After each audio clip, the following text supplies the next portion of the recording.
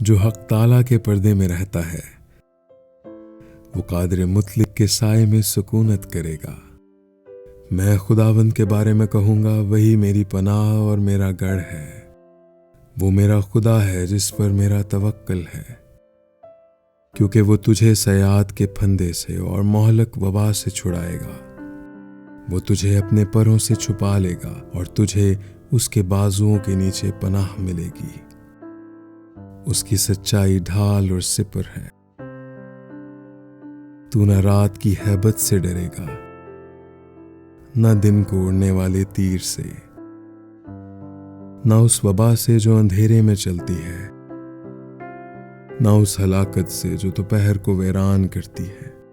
تیرے آس پاس 1000 گر جائیں گے اور تیرے دہنے ہاتھ کی طرف 10,000، لیکن وہ تیرے نزدیک نہ آئے گی۔ لیکن تو اپنی آنکھوں سے نگاہ کرے گا اور شریروں کے انجام کو دیکھے گا۔